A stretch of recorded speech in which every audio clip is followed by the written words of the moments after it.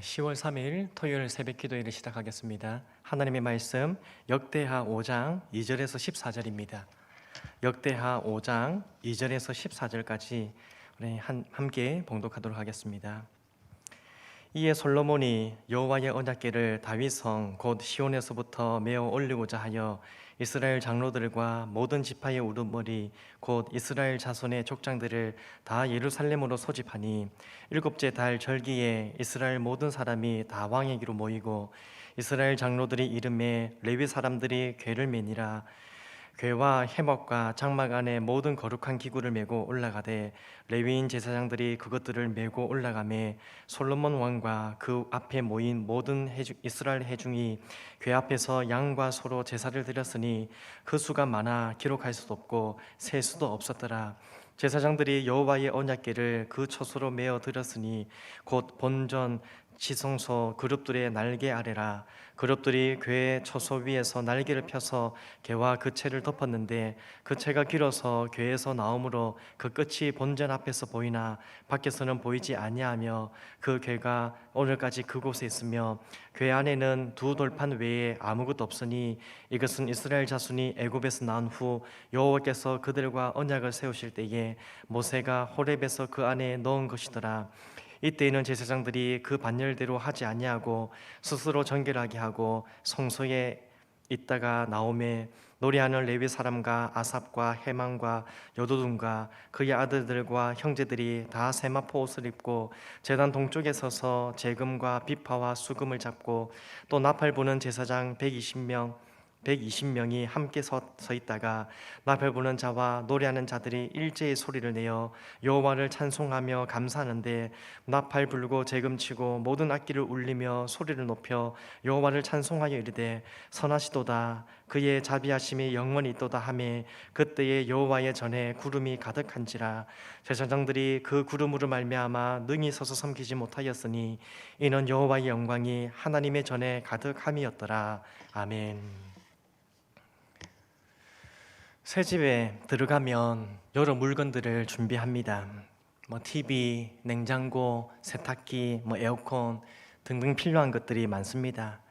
그런데 여러 물건 중에 있어도 될 것이 있고 없어서도 되는 것이 있습니다. 다른 말로 하면 있어도 그만은 꼭 있어야 될 것이 없고 없어도 되는 게 있다는 거죠. 왜 그러냐면 오늘 역대하 5장 1절 보시면 이 성전 건축을 마친 솔로몬이 성전 안에 물건을 다 드리는데요, 물건을 다 드렸지만 다 들어왔는데 정말 중요한 것이 하나 들어오지 못했습니다. 그것이 무엇입니까? 바로 언약궤입니다. 언약궤는 하나님의 임재를 상징합니다. 또한 하나님의 말씀을 상징하는 것입니다. 따라서 하나님의 이 성전에는 또 하나님의 백성들에게는 이 언약궤는 절대로 없어서는 안 되는 것이라는 겁니다.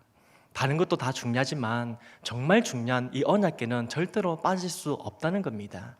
교회가 그렇습니다. 교회는 하나님의 말씀이 절대로 빠질 수 없는 것입니다. 다른 것도 중요하죠. 하지만 이 하나님의 말씀은 있어도 되고 없어도 되는 것이 아니라 반드시 중심에 서야 되는 것이고 없어서는 안 되는 것입니다. 지금 또 교회의 사역과 성도의 삶에는 하나님의 말씀이 중심에 와야 되고 그 말씀을 따라서 움직여야 되는 줄 믿습니다. 계속해서 오늘 5장에 보시면 이제 솔로몬이 이 언약궤를 성전으로 옮기는 내용이 기록되어 있습니다. 솔로몬이 언약궤를 성전으로 옮기는데 참 혀를 기울입니다. 그가 어떻게 언약궤를 옮겨오는지 한번 보십시오. 2절입니다. 이에 솔로몬이 여호와의 언약궤를 다윗성 곧 시온에서부터 메어 올리고자 하여 이스라엘 장로들과 모든 지파의 우두머리 곧 이스라엘 자손의 족장들을 다 예루살렘으로 소집하니. 아멘. 솔로몬이 이스라엘을 대표하는 장로들과 지도자들을 소집하였습니다. 왜 모든 사람들 또 대표자들을 모으는가? 이 일은 개인의 문제가 아니라 이스라엘 전체의 문제이기 때문입니다. 그만큼 이 언약궤를 성전으로 옮기는 일은 너무나 중요하다는 일인 것입니다. 계속해서 4절에서 5절 보시면 이 레위인 제사장들에게 궤와 회막과 장막 안의 모든 기구를, 거룩한 기구들을 메고 올라가도록 합니다. 6절에서는요, 모든 이스라엘 회중이 양과 소로 언약궤를 위한 희생 제사를 드리도록 합니다. 그리고 7절에서 9절까지는 언약궤를 지성소 안에 있는 그룹들 날개 아래에 모셔둡니다. 그것들을 10절에서는요, 언약궤 안에 모세의 두 돌판을 넣어 놓습니다. 자, 이렇게 솔로몬의 언약궤를 성전으로 옮겨놓은 데에 정말 조심하고 신중하고 심의를 기울입니다. 그런데 여기서 주목할 것은 레위인들에게 언약궤를 메어서 옮기도록 했다는 것입니다. 그것이 왜 중요합니까? 민수기 4장을 보면 언약궤는 레위인들이 어깨에 메고 옮기도록 하라고 그렇게 말씀하고 있습니다. 하지만 사무엘하 6장에 보면 다윗이 이 사실을 모르고 잃어버리는 법궤, 그 언약궤를 예루살렘으로 모셔올 때에, 옮기려 할 때에 수레에 실어서 옮깁니다.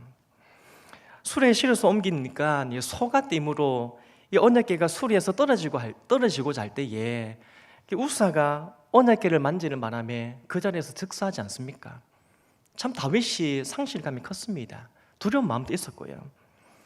그런데 이후에 다윗이 뭐가 잘못된지를 알고요, 궤는 레위인들이 메어서 옮기는구나, 그 바른 방법을 알고는 다시 언약궤를 메고 예루살렘으로 안전하게 옮겨왔습니다.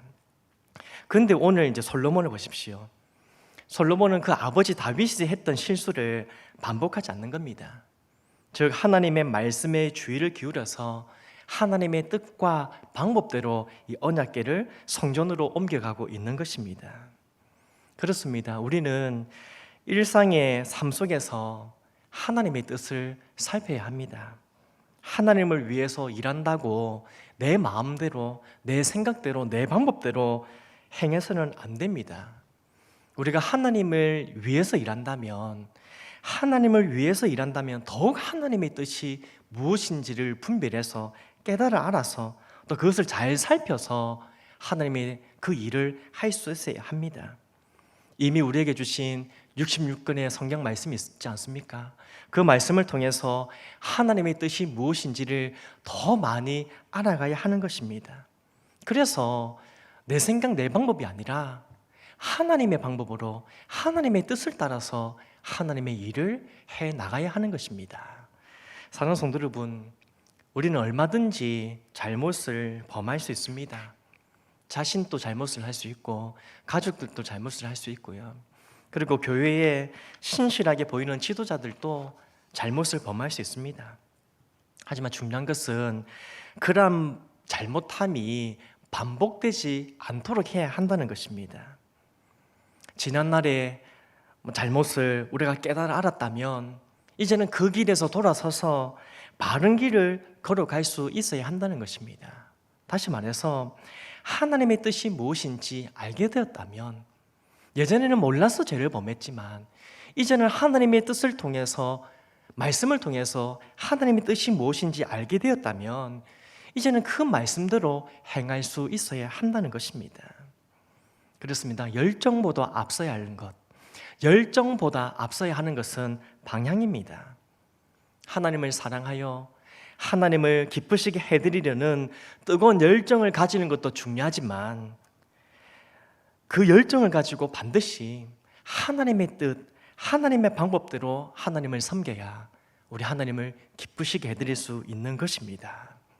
오늘도 바라기는 무슨 일을 결정하고 또 무엇을 진행할 때마다 먼저 하나님의 뜻을 구하시고요, 하나님의 뜻이 무엇인지 구하고 그 하나님의 방법을 따라서 신중하게 행할 수 있는 우리 모두가 되기를 바랍니다.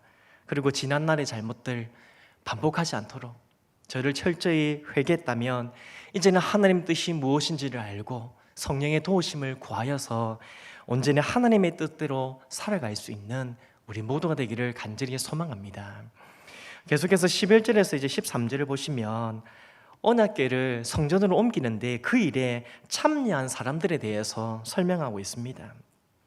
11절에 제사장 11절에서는 제사장들이 스스로 정결케 하는 의식을 하고 그 예식을 마치고 성소에 들어갔다가 나옵니다.